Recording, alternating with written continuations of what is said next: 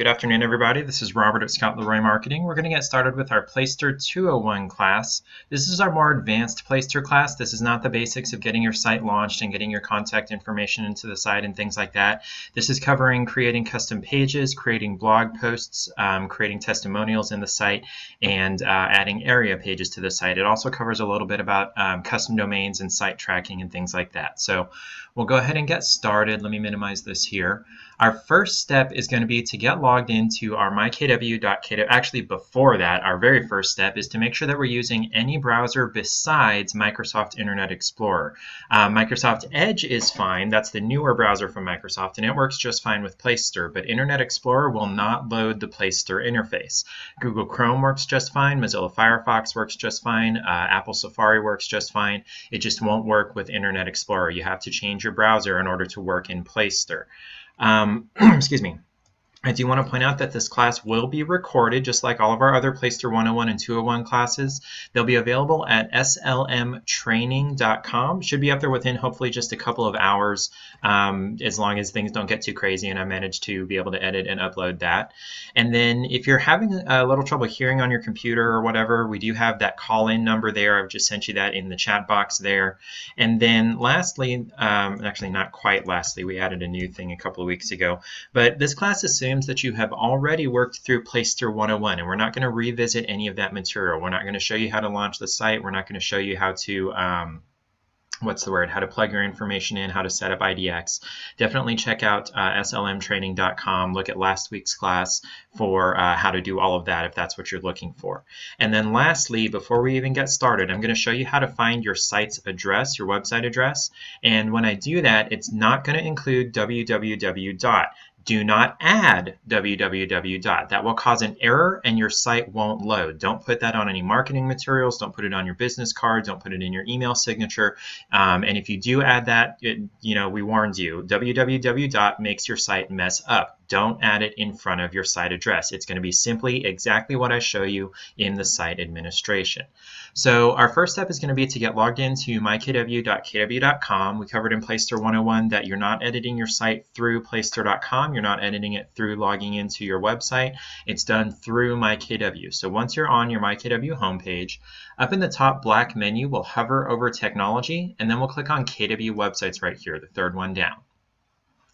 We covered in Placester 101 that if you don't have this red button that says go to my website, you're going to need to have your MCA do a couple of things for you in order to have this button. So if you don't have this button, refer back to our Placester 101 for how to get this button. If we do have this button, let's go ahead and click on it to open up the Placester interface.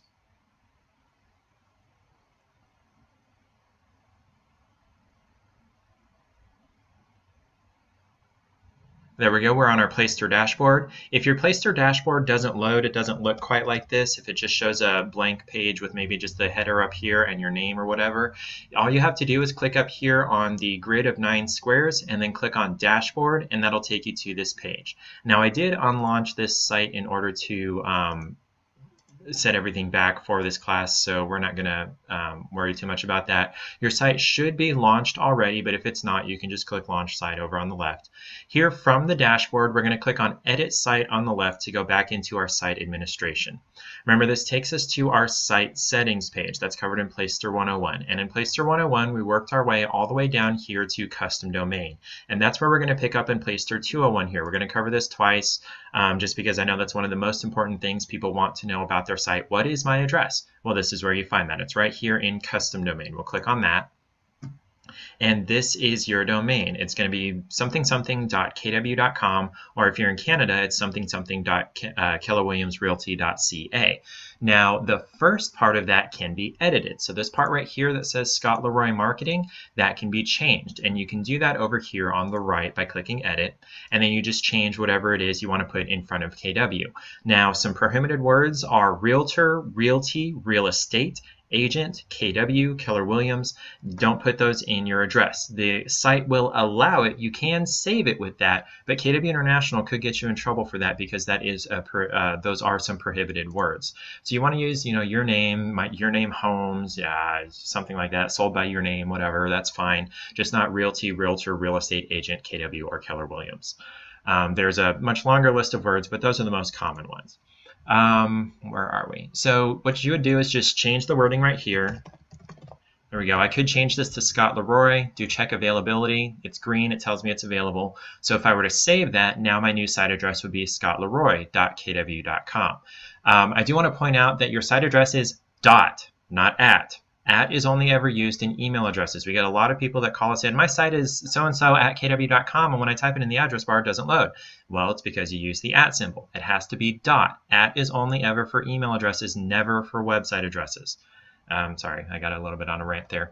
Okay, so you can change the first part of your site address right here, and if it's available, it'll let you know. You can just save it. Now, one little warning about this is that if you do change your site address, the previous address is now empty, free, somebody else could choose it, and it's not forwarding to what you changed the address to. So say we changed this to scottleroy.kw.com, and we saved that. If someone were to type scottleroymarketing.kw.com, they would get a blank page. In fact, they'd get forwarded over to the main KW website. It wouldn't get forwarded to what I changed it to. So if you've changed your site address, make sure you didn't print this old site address on business cards or marketing materials or whatever, because that won't work anymore. It'll forward to the main KW site. And then if it's not available, it'll turn red, tell you it's unavailable, and offer a couple of suggestions based on your name down here, and you can select either one of those. Actually, it can do up to 3 or 4, I think. What was I going to say? And if it's unavailable, you'd have to choose a different address. Once you've got the changes made that you want to make sure to click Save down here at the bottom. Now, if you've purchased a custom domain from like GoDaddy, KW Domain Store, Google Domains, whatever, you can also use that for your site address instead of the .kw.com address. And you would do that using the step-by-step help articles up here. You just click on that. That's going to take you to help articles from Placester about how to use GoDaddy, or they've got a couple of other specific hosts that they have instructions for on there, and they also have some generic instructions that can be applied to other hosts that they don't have specific instructions for. Now, if that sounds too crazy for you, you don't want to worry about that, that's great, because we actually have a free service where we can get your custom domain connected to your KW site for you, and I'm sending you guys the link for that there. I also, just a minute ago, sent you a link where you can purchase a .com domain from GoDaddy for 99 cents for the first year. Normally, it's something between $10 and $20 per year. It's not very expensive, but 99 cents is a lot better than $10 or $20 in your first year. It's a great way to cut expenses as a brand new agent. So if you did want to purchase a custom domain, there you go, you've got that link there. And if you're watching us on a recording, we can send you that link really easily. Just shoot us an email at support@scottleroymarketing.com. And in fact, if there's any of the links or information that I'm sending here live that you want later, or if you're watching on a recording and I'm not sending it to you there on the recording, just shoot us an email. We can get those to you really easily. Okay. I'm going to not save this just because I want to keep it as scottleroymarketing.kw.com. So I'm just going to click outside here, and it's going to ask if I want to save my changes. I'm going to tell it continue because I don't want to save my changes. Where was I? Okay, dropping down here to site tracking. This is where you can track what people are doing on your site. This is not who information. This is not names. This is not email addresses. This is not phone numbers. This is what. This is how they came to your site, where they came from, what they're doing on your site, how long they spent on your site, what pages they viewed on your site. That's what you can get through Google Analytics. And that's this first section up here. We're not going to cover Google conversion tracking because that has to do with AdWords, and that's a paid service, and we're not going to worry about that. We are going to cover really quickly Facebook pixel tracking here. So say you're running some Facebook ads and you're directing them back to your site or a specific page on your site. Facebook Pixel, I believe, is a free included service through Facebook where you can add a pixel code to your site, and when someone clicks on your ad from Facebook, that will get you who and what, but regular analytics is only what. So only people that come to your site through Facebook ads specifically can you see who is on your site, and Pixel will track that there. Now, if you need help getting these added here, they've got pretty good instructions right here, and Facebook Business and everything, but we actually can get these added for you really easily. I'm going to send you guys a link where we can set up Google Analytics for you really easily on your site. And then also, if you have set up Facebook Pixel, all you'll need to do is send over to support@scottleroymarketing.com, send over the whole Pixel code along with your MyKW username and password, and we can get that plugged into your site for you also if you're having trouble with either one of those. If you need more information about how to use Google Analytics, we do have a separate class on that. Definitely shoot us an email and ask us for that. We can send that to you. We're not going to cover how to use analytics here. Just know that it can be added to your site. And then once you've made any changes, remember, make sure to scroll down and click Save. That is the only way to apply any changes you made to the site. If you don't click Save, you just click outside here, it's not going to apply any changes you made. Under that, we've got site verification, and that only has 3 options here: Google Webmaster Tools, Bing Webmaster Tools, and Pinterest. The first 2 are to help your site do better in search engine rankings. Google and Bing provide free tools, a free interface there that'll say, okay, this is great about your site, this needs improvement, this could be better, that kind of thing. And we can set up Google Webmaster Tools for you. That's actually another free service that we can set up for you. We don't really do Bing because Bing isn't really super important in the search engine game. If you really care about Bing, you can work on setting that up yourself, but we don't really work with that because Google is way more important. And then the last one here is Pinterest. If you have a Pinterest business profile, in order to show your website link on your Pinterest profile, it requires a verification code section to be added to your site. So if Pinterest provides a code here that starts with the meta name, p, domain, blah, blah, blah, just send that over to us. Just shoot us an email at support@scottleroymarketing.com and include your MyKW username and password and the full code here, and we can get that applied for you also. Again, once you've made your changes here, you want to click Save. And then the last one here on the site settings section is the SSL certificate. In most cases, you're going to want to leave this on. This is security for your site. This is going to help people feel safer putting information into your site so that once they click the send button, it can't be hijacked. People aren't going to get their phone numbers and email addresses and what they're looking for in a home when they send it into your site because SSL has been applied here. Now, there have been a handful of cases with certain, what are they called, custom domains through certain providers where this messes up the loading of the site. It won't load the site, it'll give a privacy error. So every once in a while we do have to turn this off, and unfortunately we haven't found a fix for that yet. We've been in contact with Placester, but they haven't responded back to us yet. So if your custom domain makes your site not load, we might turn this off, but in the vast majority of cases, unless you're really, really special or really, really unlucky, you want to leave this on. And you can go ahead and click Save, but if it's on already when you open this up, that's already saved. Okay, that's it for our site settings. Now we're going to get over into the real meat of the class, the pages, blog posts, testimonials, and areas. Before we do that, I get a question a lot. What's the difference between a page and a blog post? A page is more of a static fixture on your site. It's information that's not really going to be changing much, if at all. And if it does get changed, you want it to be found in the same place at all of the time on your site. So it's going to be, in the menu, or linked to from a different page, or linked to from a blog post. So this is information that's going to remain roughly static on your site. Blog posts are like news articles, basically. You expect blog posts to be pushed down and pushed back by newer blog posts. So the newest blog post is going to push down the previous one, and the next blog post is going to push down that one. So they'll always be able to be found on your site. It's just going to be a little harder. It's going to take a little bit more clicking to get to rather than a page. So a page is more static. Blog post is a little bit more mercurial and changeable. And we'll get more into the content of both of those in just a minute. We're going to start with pages here. We'll just click on this link, and this is our pages interface. You'll notice that there are 5 pages that are created by default with your site. You've got About, Blog, Contact, Listing Search, and Your Favorite Listings. These first 4 are pretty self-explanatory. This is the About page. This is going to list all your blog posts. This is how people can get in contact with you. This is how people can search for listings.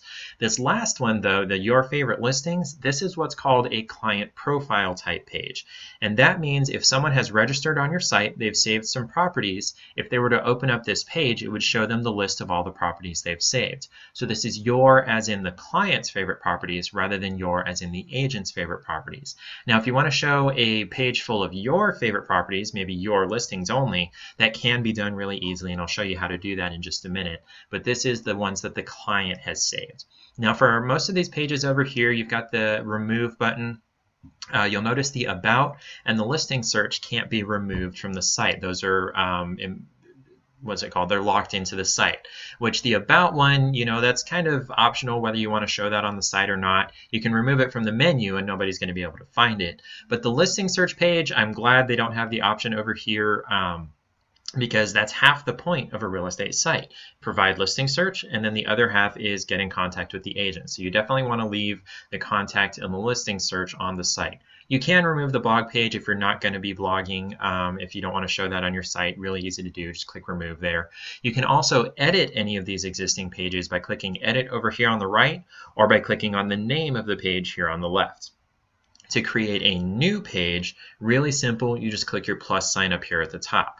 Now before I do that, I want to point out over here on blog posts, same thing, click the plus sign. Testimonials, same thing, click the plus sign. Areas, same thing, click the plus sign. So everything from pages to the right, you click the plus sign to create a new one. Also for each of these, clicking on the name or on edit, edit, will let you edit whatever it is that you've created here, blog post, testimonial, area. It's very similar across these four content types here. Coming back to pages, we're going to click our plus sign here, look at what is available here to create a new site, a new page on your site. By default, the template that's going to be selected here is testimonials index. Now that word index just means list. Index equals list, list equals index. Whenever you see index, think list, okay? And there are several index type pages on the site. The testimonials index that's selected by default is a index or a list of testimonials that you've added to the site up in this section right here. So we are going to, in a few minutes, create a testimonials index page. But let's go back up to the top of this list here, starting with the default page template. This is the template that you're going to use most often. This is the one that you're going to be able to create your own custom pages using whatever content you want. Images, pictures, videos, as images and pictures are the same thing. Images, text, and videos, code, widgets, whatever. You can add stuff like that to the default page template. Now you'll notice you can't edit the home page. The home page is pretty static unless you choose a different theme. Picture is always going to be in the same place. Slideshow is always going to be in the same place. There's no spot for you to type in new content. So the home page is not editable really, but you can create additional pages besides the home page, and those are editable. And the default page template is the one you're going to use most often. There's an about page template. Not really any reason to cover that. That's already created on the site, but if you somehow, I don't know how because you can't remove it, but if you somehow removed the about page or you wanted somehow an additional about page, you could create that right here. You'll notice as I hover my mouse up and down here, the selection skips the agent index selection. It jumps straight from about to areas index page. The agent's index is part of an upgrade package. It used to be free, but Placester moved it to part of an upgrade package where if you're, say you're the lead agent on a team and your website is the team website and you wanted to have separate pages for each of the members of the team with like biography information, social media information, contact information for that specific member of the team without them having their own separate website, that's what the agent's index would be for. You would create an agent's index page and there would be a separate section up here for agents. You'd click the plus sign and create a page for each member of the team. So each buyer's agent, each listing agent, each listing coordinator, transaction coordinator, whatever, you would be able to do that with the agent's index. Again, that's part of an upgrade package. You don't necessarily need to pay for that. You could create a separate about page for each member of your team, but it's going to be formatted a little differently than the agent's index page. What was I saying there? So if you do want to learn more about any of the upgrade packages from Placester, we don't have any information about that. We're not Placester. We're not in charge of the Placester site. We don't handle any of the Placester upgrades. You would want to contact Placester directly. And if you need information about how to contact Placester, just shoot us an email at support@scottleroymarketing.com or just shoot them an email at support@placester.com. Really easy. Under the agents index, we've got an areas index page. Remember, index means list, and this is a list of whatever pages you create up here under areas. Really easy. Blog post index is already created on the site, and remember, index is list of blog posts. Blog posts that you create right here. And then client profile, that's that your favorite listings page that I was talking about a little while ago. Not really a need to create another one. Also not a need to create another contact page, already created on the site. Now here's another one that the selection skips right past, the custom landing page. That's a part of a different upgrade package from Placester. It's another one you'd want to contact them about. This is landing pages or squeeze pages as they're sometimes called, or funnel pages, whatever you call them, where if you're sending someone into your site, say from a Facebook ad or from a Google ad, and the only thing you want them to be able to do on the page is fill out the form to give you their contact information. That's what a landing page is for. And Placester does have some built-in landing pages where that's an option. However, we have some free options where we can set up a landing page using Google Forms that does almost the same thing. It's not exactly the same thing. They do have the option to click on some other menu buttons or go search for listings or whatever, but the first thing they see on the page is a form for them to fill out. And we can get that added to your site really easily for free. It's a free service we offer through your Market Center subscription. And I sent you guys a link to that over in the chat window there. So if you're interested in that, definitely look at that. We've got a couple of options there. The link that I sent you there is for the seller evaluation page. It's what is my home worth. We can get that added to your site for you. We also have one where people can submit a testimonial. That's not built into the site by default. We've also got one where people can sign into an open house. And that one we would not put in the menu on your site. We'd send you the link for it, and you would just open up that link while you're at the open house. Okay, looking at the rest of the drop down here, we've got the featured listings page. This is the one I was talking about earlier where you can put your favorite listings as the agent versus the client profile, which is the client's favorite listings. It will take the settings that you set in the featured listings section back in Placester 101 and create a page full of listings that meet just those criteria. If you want more information about how to set your featured listings up, definitely refer back to our Placester 101 class. Listing search page, no reason to add another one. That's created by default on the site, can't be removed. Don't even know why it's even in this dropdown. RSS feed index is kind of a neat option here. Say you already had a blog on a different platform like WordPress or Blogger.com or ActiveRain or Wix or something else, and you didn't want to try to copy all that content over to your KW website, and you didn't want to try to mirror the content on your KW site and on that other blog, but you did want to show blog content on your KW site. This is the way that you would do that. You would go to that other blogging platform and get the RSS link. How to do that is different for each platform, so we would recommend reaching out to the support for whatever platform you use for blogging, and they can help you to get the RSS feed link. Once you've got that, you would select your RSS feed index, paste in your feed URL here, and then that would show that content on your site on this page, and then you could remove the blog section from this site, and it would just bring over the content from whatever other blogging platform that you're using. Real satisfied ratings and reviews, apparently, and I hadn't heard about it until a few months ago, but apparently Real Satisfied is like Yelp for real estate agents. So if you've got reviews on there and you'd like to automatically put those on your site, I believe it requires a paid subscription to Real Satisfied. Definitely check that out with them if you remember. But you can bring over those ratings and reviews to your site in lieu of the testimonials, just like the RSS feed index could be in lieu of the blog posts. And you would just connect that using this button right here. And then again, the last option here is that testimonials index, where index means list. This is a list of the testimonials that you add right here. We're going to come back up to the default page template here and select that just so that I can show you what the different page parts look like. You'll notice I skipped over the slug here. The slug is just the address of this page. I don't know why they call it a slug. It's an old technical term that the average person doesn't need to know. I don't know why they didn't just put it as address, whatever. But the slug is affected by the title. Whatever you put in the title is going to show up after the slash right here. So we're going to do like test page, and you'll notice that put it after this slash right here. Now on other sites, other site platforms, you can have a different title than you can a slug, especially things like WordPress. And Placester is built on WordPress, but it's not exactly WordPress. This is a Placester version of WordPress, basically. So what you put in title is going to match what's in the slug. So you can't do like, what's your home, what is your home worth right here. You can't have that here, and you can't do seller evaluation right here or home worth or whatever. It's going to match this to this. So I'm just going to put in test page right here again. Under that, we've got our page content, and not all of the page types, page templates have a spot for content. You'll look at testimonials index here, it removes the content box. So depending on what page type you're working on, you're not going to be able to type in content, which on the testimonials index, that's not important. You don't have to have content there.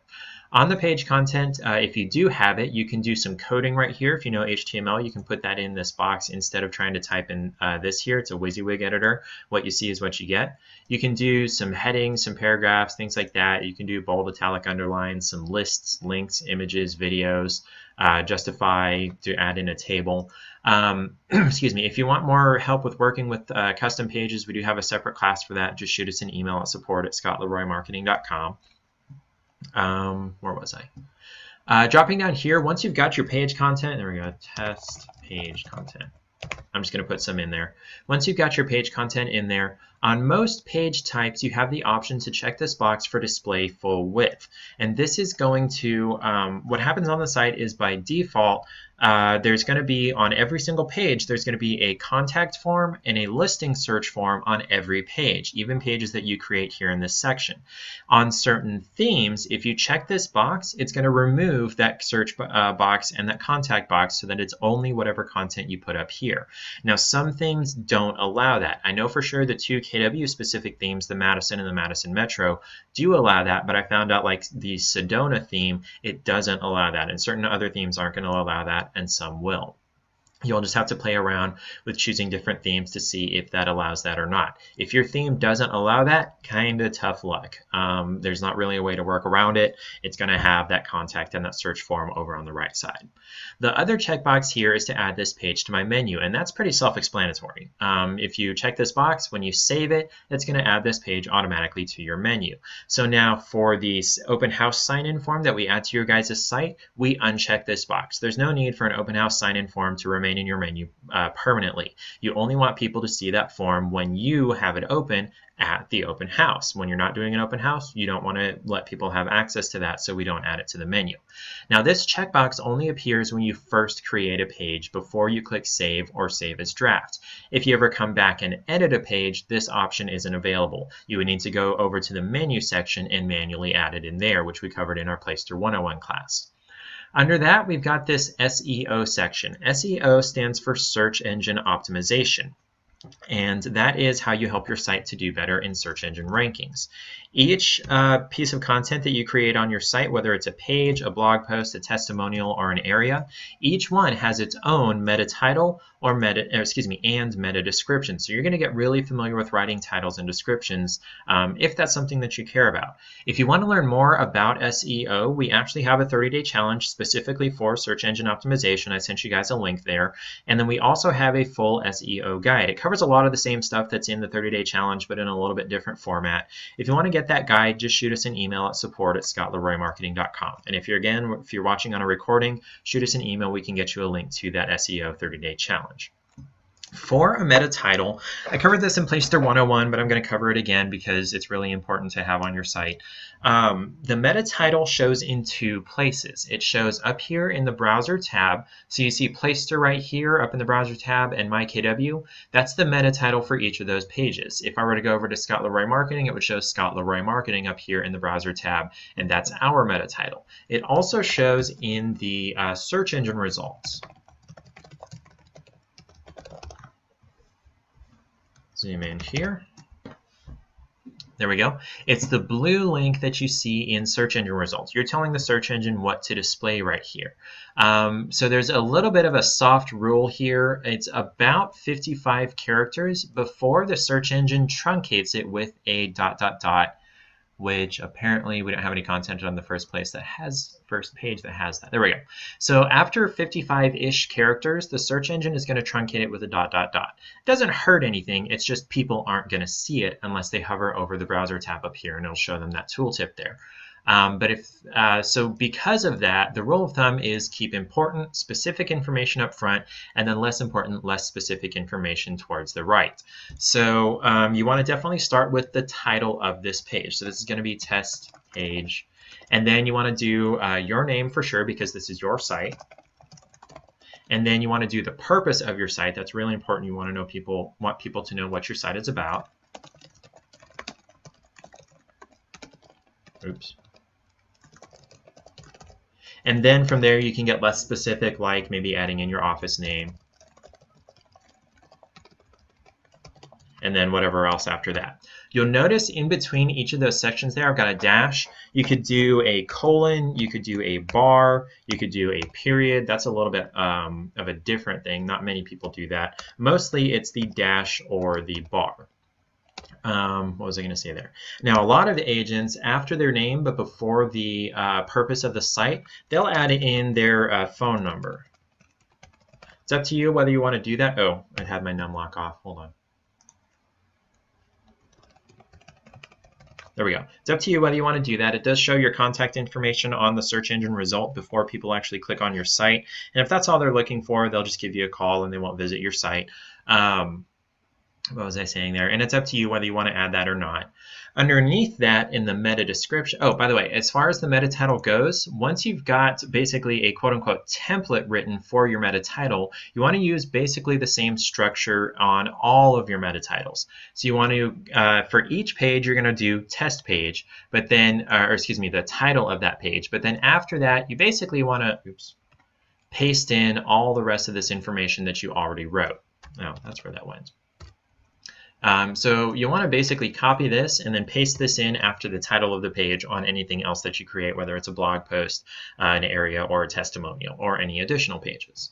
Down here in the meta description, you can get a little bit more verbose. You've got about 3 times as much space before the search engine truncates it. You've got about 155 characters, and that only shows here on the search engine results. It's the gray text that's underneath the blue link on the search engine result, and again, it'll truncate it with that ... after roughly 155 characters. Now, this is not the place to put in quote-unquote meta tags like homes for sale in Orlando, property for sale in Orlando, real estate for, in Orlando, blah, blah, blah, blah, blah, saying the same thing over and over, just with slightly different wording. Meta tags fell out of fashion with search engines roughly 10-ish years ago. They're not really that important, and in fact, they can hurt your site if the tags that you have don't match the actual content of your site. They'll say, okay, they're trying to load up on tags, or the system will say, okay, they're trying to load up on tags, so we're going to push down their search engine ranking instead of up. Instead, the meta description is supposed to be a helpful, human-readable description of what's going to be found on this page prior to someone clicking on the link in the search engine result. Actual real-life people are going to be reading this description because it's going to show in the search engine results here. So you can still use your quote-unquote tags, but use them in natural, human-readable language. So something like, this is a test page. So you've got that title, you've got that tag. From Scott Leroy, that's a tag right there, your name, your local real estate resource. Gosh, I can't spell right now. So real estate is a tag. To buy, sell, or invest in a home. Buy is a tag, sell is a tag, invest is a tag, home is a tag, in and around Orlando, Florida. Orlando, Florida is a tag, all that fun stuff. So those are quote-unquote tags that are in there, but they're in natural, human-readable language, and that's what search engines are looking for. Once you've got all that information in there, and I'm going to clear all this out, we're going to create some different pages instead. You have the option to save this as a draft, which means it's not going to go live on your site. You can put it live on your site later, but it's only going to be viewable here in the back end for now, or you can just click save, and that would put it live on your site. We're just going to close this. We're going to go back to pages here, and we're going to create some different pages. We'll click our plus sign. We're going to create a couple of indexes here. First one we are going to create is the testimonials index, the one that's selected by default. So all we have to set is title. And you can title this anything that you want. We can do testimonials, reviews, happy clients. You know, I'm going to do from the horse's mouth just because this isn't a real site. I don't recommend doing that on your site, but if you really want to be funny, you know, it's up to you. But I'm going to do from the horse's mouth, just so that people know, you know, this, I don't know. But you can name that whatever you want. It's going to put it in the address. We're going to leave check to add this page to my menu because so that we do want to show that in the menu. And then there's not any content, but we're going to put in a title and a description. Now, I forgot to point out one thing. If you don't put in a meta title, it's going to show this title on search engines. If you don't put in a meta description, it's going to show whatever is in the page content as the meta description. So for the testimonials index, it'll show whatever most recent testimonial you've added. But if it was like the default page template, it would show this as the meta description, and it would truncate it after 155 characters. So it's up to you whether you want to do that or not. So for the meta title, we're going to call this From the Horse's Mouth Testimonials. I'm going to put in what they are. Scott Leroy. I'm going to go ahead and put in the phone number. And that's roughly where it's going to truncate it, somewhere around the phone number, maybe a little bit after.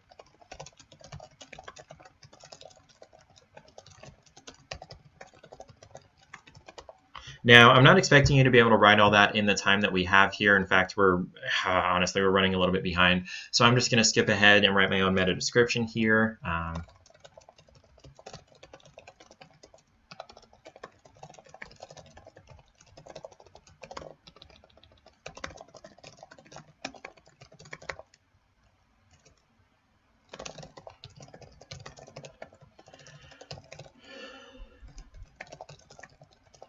There we go. So you can come back and watch this later, pause it, do it at your own speed.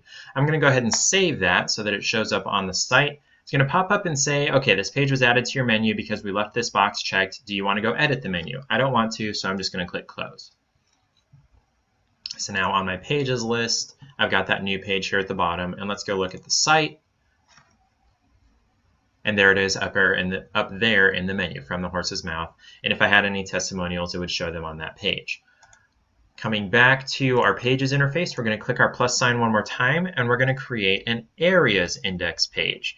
So testimonials index was where it's going to list all of these. Areas index is where it's going to list all of these. So remember, index means list. So areas index page, we're going to call this something like community served, or where I work, or about the area, or something like that. I'm going to call it community served. There we go. And you have the option to put in some page content here. You don't have to, but if you want to, you can describe what this is about. So learn about, Winter Park, Orlando, and the entire Orange County area. I don't know if Orlando is in Orange County, but whatever. From Scott Leroy of Keller Williams Realty. Something like that. We're going to leave the box checked to add this to my menu. For the meta title, again, we're going to add the page title here. So we're basically going to copy this. Oops, not what I wanted.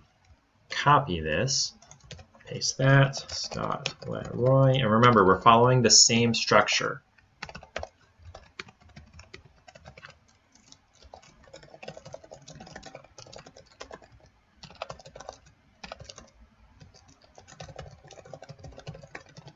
And then a meta description. I'm actually just going to copy this page content here down here to the meta description. And I'll get more into that in just a little bit, but it's not really going to hurt anything here. It's got your quote-unquote tags in there. It is what the page is about. So I'm just going to save it and add it to the menu. And yes, it was added to the menu. I'm going to close that. If I come back and refresh the site, now I've got a new menu link over here just to the right of From the Horse's Mouth. There we go, community served. So now we're going to go and create some blog posts and some testimonials in some areas. Let's click on blog post to write a new one. Now there are 4 blog posts that are created by default when your site is created. These are provided by Placester, but no new content is going to be added by Placester, nor by KW International, nor by us. Any new blog content is up to you. You can add new blogs if you want to. You can remove all these blogs if you want to. You can never touch the blog if you want to. It's up to you. What was I saying here? Just like with pages, you can click on the name or on edit to change the blog there. You can remove it, or you can just go view it on the site there. We're going to click our plus sign here to create a test blog. So again, we've got our title, and it's been swapped places with the slug. Don't know why. So title updates the slug there. Here is where we put our content.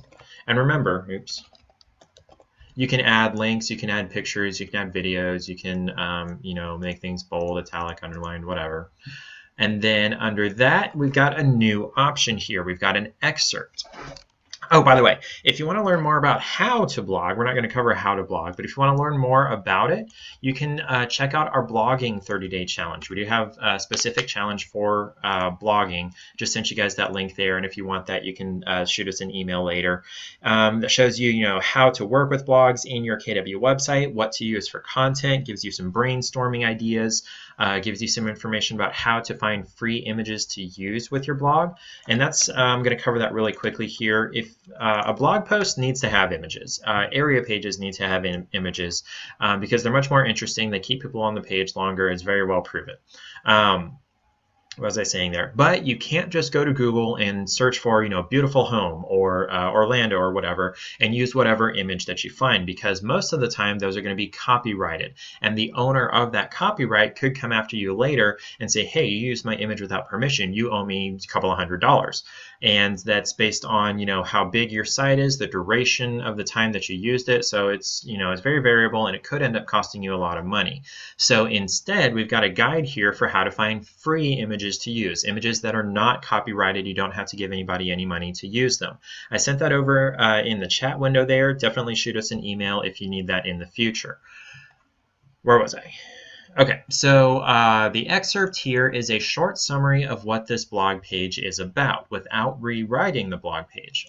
So we're going to do this is our summary of the blog post. And then under that, we've got a featured image here. That's going to show on the blog post index page. And I'll show you what that looks like on Scott's site right here. This right here is a featured image. This is a featured image. This is a featured image. So it's going to show on this list here. So we're going to upload an image right here of, there we go, blog featured image. I've got this nice image. This one is a free image. Don't have to pay anybody to use it. And if you check out that class, you'll be able to find stuff like that. Under that, we've got our title. So this is a test blog from the blog section. Scott Leroy, phone number, oops.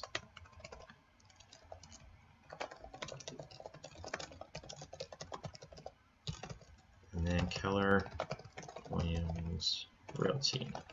Okay, and then for the meta description on everything from this point out, basically on blog posts, testimonials, and areas, I'm going to recommend just copying the excerpt down here to the meta description.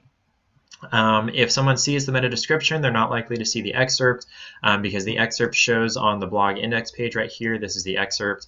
And if they see the excerpt, they're on this page rather than on a search engine result. So they're not going to see both usually. And if they do see both, it's not really going to hurt anything. It's a really easy way to have a meta description without having to rewrite another new thing for each blog post.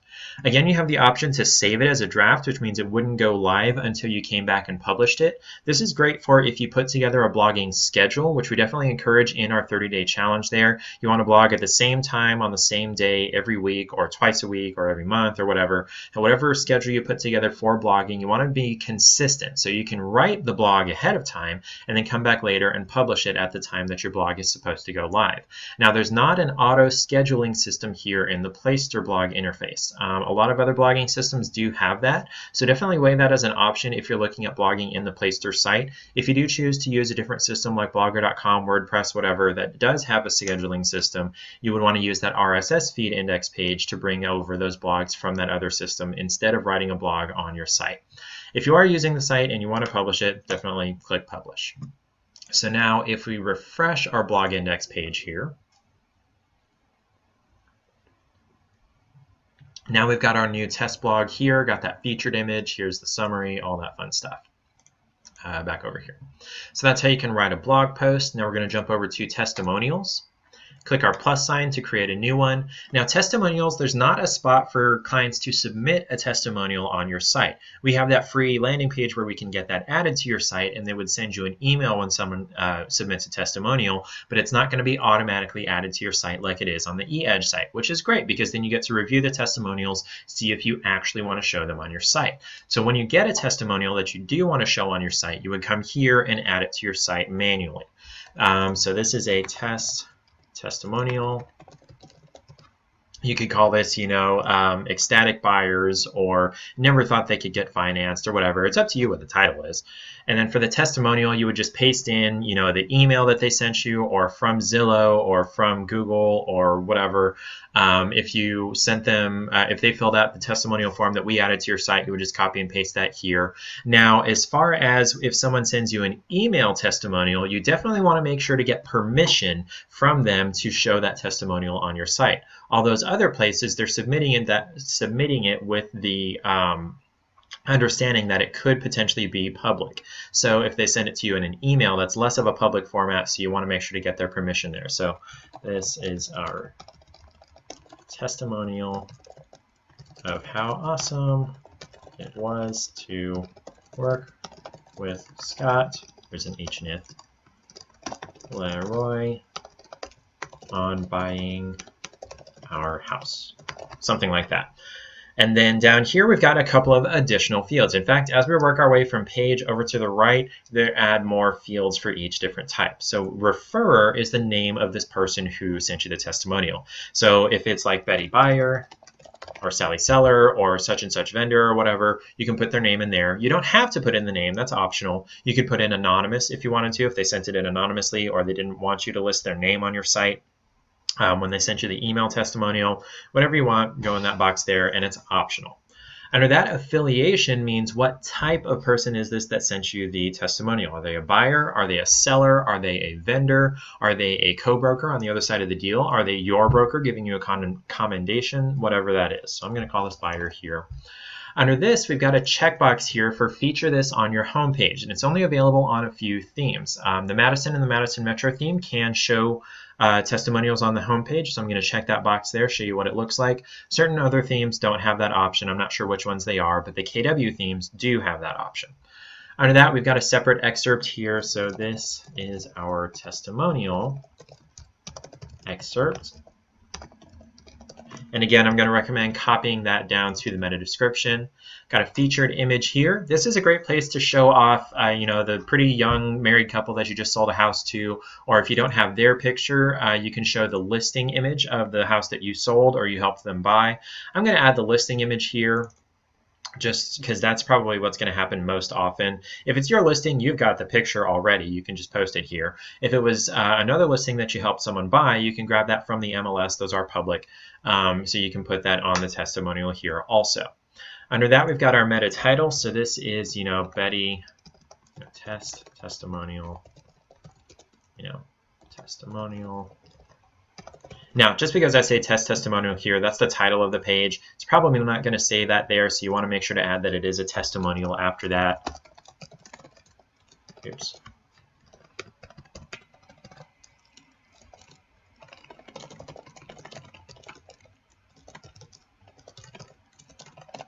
Oops. Okay, you got your meta title there. Make sure and click Save, send that live on the site. So now if I go back to the home page for Scott's site, if I scroll down a little bit, we've got the featured properties section here in the Madison theme. Under that, we've got our featured testimonials, and that's because we checked that box there. And if I clicked on read more, it would take me over to that full testimonial, and it's between featured listings and the blog section. Now, we get a question a lot, how do I remove this blog section from the home page? To do that, you would need to come to the blog section here and remove all of the blog posts from the site, and then it wouldn't show that on the home page. Okay.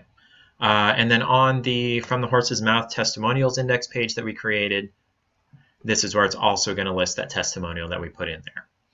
Coming back to our Placester interface, we're going to jump over to areas. And this is going to get a lot more involved. This is where you're going to put in basically the most work of any single type of page content on your site. It's up to you whether you want to write any area pages at all. We definitely encourage it. It's a great tool for search engine optimization to help your site do better in search engine rankings. I recommend this because, say, I'm from Pensacola, Florida. It's not a very big town, but a lot of people know about Pensacola. If I were to write an area page about Pensacola, Everybody and their mother has written about Pensacola. But what you would want to do is get hyper local. You want to get down to the individual subdivisions when you're writing your area pages as a general rule. You can write about bigger areas if you want to, but for the most part, you want to write about specific subdivisions, especially newer subdivisions, because you might be the only person on the internet that has any information about Lakewood Estates. That's probably some subdivision somewhere. Lakewood Estates in Orlando, Florida, whatever. You might be the only person that has more than just a list of these are listings in Lakewood Estates. You may, what we recommend on your area pages, and we in fact have a fill-in-the-blank template for the area pages. Let me send you guys the link for our class on area pages here and that fill-in-the-blank template for our area pages.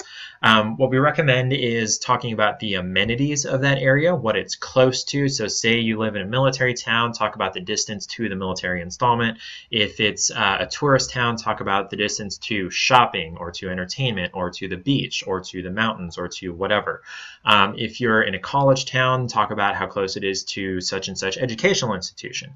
Or you can talk about how close it is to grocery stores or to schools, or talk about the rating of the school system or whatever. This is a great place to really brand yourself as that local expert, and that's what you really want to push, is that you are local, you are an expert. And if you want more information about that, definitely check out that fill in the blank template I sent you guys there in the chat window. And if you need that in the future, again, just shoot us an email at support@scottleroymarketing.com. We don't have a challenge specifically for this section, but it's included, I think, in the SEO challenge. So we're going to click our plus sign to create an areas page here, and this is the last thing we're going to cover in this class, and we've got 5 minutes, but we're probably going to go over. In the area page, again, we've got a title that affects the slug, so test area. And you'll notice it adds that area there. It's on blog pages, it's going to add blog/whatever. So just keep in mind with that. So for the search criteria here, okay, so this is what type of area that you're writing about. Is it a city? Is it a county? Is it a neighborhood? Is it a state? Or is it a zip code?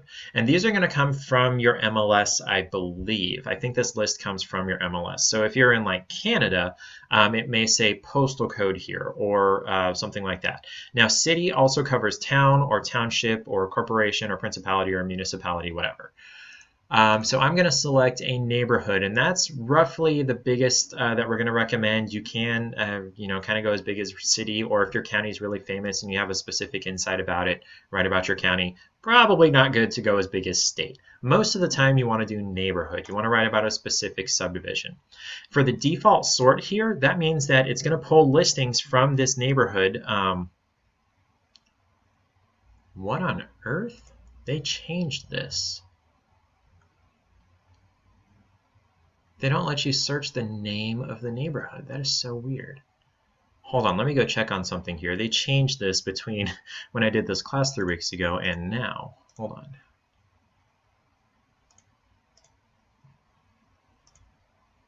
Okay, let's try this again.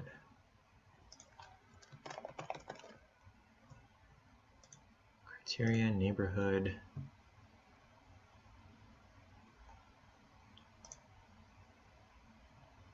That doesn't make any sense there. What did they do here? Oh my gosh. They have messed this all up. Why would you select a neighborhood without... Oh my gosh. Okay, we're going to have to do some more playing around with this before I can get more in depth about this. You used to be able to, you select, okay, this page type, or do you need to click add? You can click add. Oh, that is, ooh. Good job, Laura. Thank you so much. If you click add, there we go. You search for your neighborhood. Thank you. I don't know how I missed that. Very smart. Thank you so much. Okay. So once you click neighborhood and you click add on the right, you would search for the neighborhood that you want to write about. Wow. I need to check myself before I wreck myself. Okay. So we're going to put in S here. There we go. Searcy. We'll pretend that's a neighborhood we want to write about. I have no idea what Searcy is. It's somewhere in Arkansas, whatever.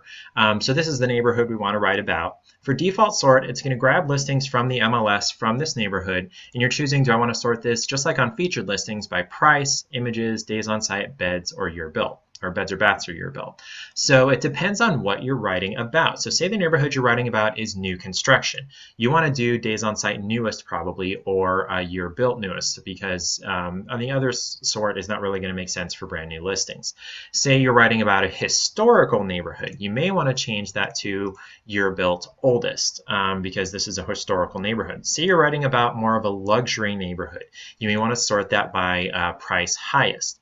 And beds and baths, you could do that also, highest beds or highest baths. So we're going to pretend we're writing about a historic neighborhood. So I'm going to do year built oldest. So what it's going to do is show these listings down at the bottom of our area page based on that sort there from this neighborhood that we selected out of the MLS. That actually works, I think, a little bit better than the old interface. Thank you so much, Laura, for helping me figure that out. You can also add additional search criteria here to get bigger or smaller. Don't know why you would add additional ones. I may have to play around with that in the future. Most of the time you are just going to want to do neighborhood. And then also you'll want to choose how many results it'll show underneath your area page posts. So 10, 20, or 50. It's up to you, however many you want. I'm going to choose 20 just to show what that looks like. And then checkbox here, should this area be featured? That means that on your area's index page here, the community served that we added later, checking this box is going to show this above all the other communities that you add. By default, it sorts them alphabetically. So if you had, Aerial Pines or whatever, that's going to show higher in the list than Summerwood Estates, which may be a higher price neighborhood that you want to show first. So you want to check this box to show that above the alphabetical list. Now, if you check this box on multiple areas, thank you, Laura. What was I saying? So if you check this box on multiple areas that you add, it'll sort those featured areas by alphabetically, but it'll still show that separate section above all the rest of the alphabetical. So we'll check that box just to see what that looks like. It's actually not going to do anything because we don't have any additional areas. Down here in slideshow, this slideshow is very similar to the homepage slideshow. It lets you know they need to be 1600 pixels wide by 600 pixels tall. That doesn't change from theme to theme like the regular slideshow. It's always going to be those same dimensions. And unlike the regular slideshow, you can upload basically as many images here as you want. There's not a limit of 5 as far as I can tell unless they change that. So I'm going to upload several images to this section here. They're not that big of files, guys. Shouldn't take that long.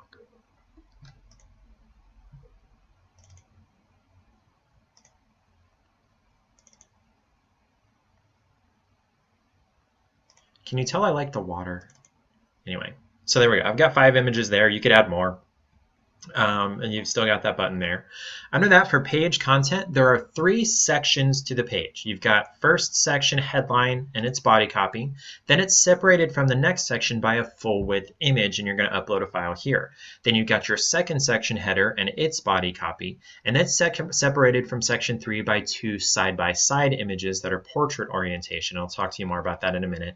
Then you've got your section 3 header and body copy, and there's not an image at the bottom. It goes straight into the map and the listings from that area. So we're going to start at the top. This is going to be section 1, just to show you guys what that looks like. And I'm going to go get some lorem ipsum text. Lorem ipsum is Latin filler text that's used by a lot of designers when they don't actually have any text to put into a site yet, just to show you what it looks like with text in it. This doesn't actually mean anything.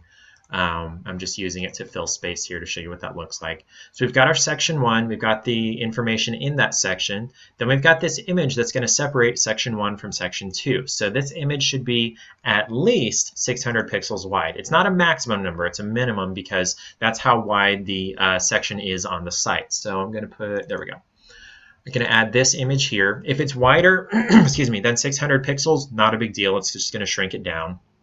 Can you add an interactive map? I believe it adds that automatically, Laura. We'll show you that in a minute once we get finished here. I think that's automatically added to the site, to the page. So we've got this separator image here between section 1 and 2. We've got section 2. There we go. We've got our body copy here. We're going to paste in some more lorem ipsum.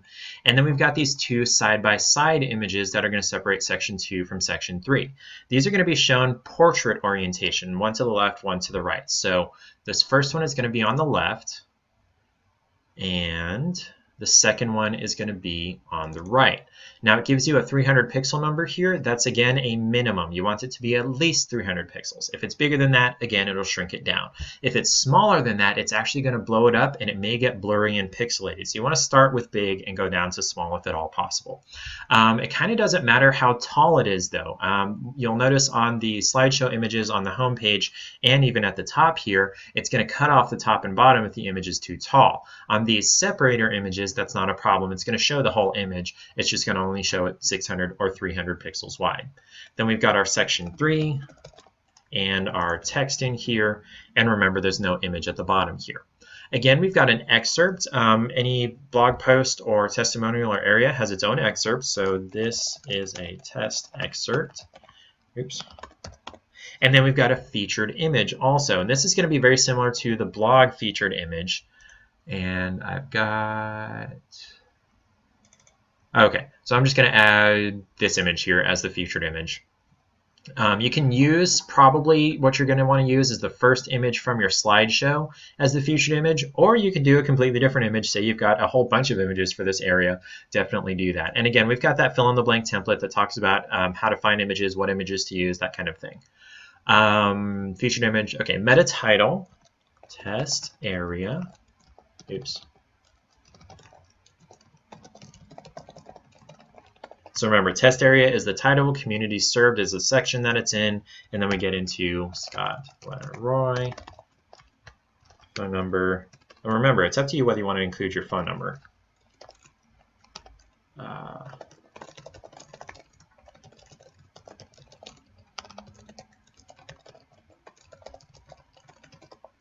And then again, the meta description, recommend just copying the excerpt down here to the description.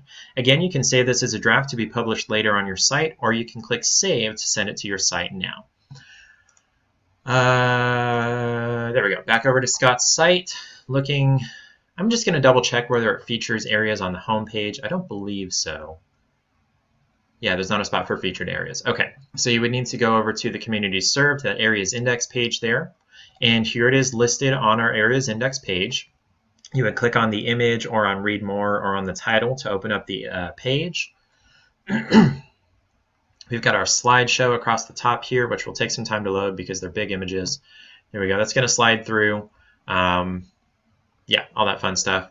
Got our section 1 and all that body copy there. Here's our separator image. Now, if this was a lot shorter but still 300 pixels wide, there wouldn't be as big of a gap between section 1 and section 2. On section 2 here, we've got our two side-by-side separator images. Great thing to do there. Remember, images help with readability. Section 3, and then again, you've got your map for that area. Now, I'm not sure why it's showing listings in California. Oops. You can zoom in here because we are in Arkansas. I don't know why it's showing Missouri either. The IDX is funny on Placester, really weird. But there is that map that you were asking about, Laura. It'll show listings from that area that you selected. And then down here, these are the listings from that area sorted by whatever you chose in that top section, your built or whatever.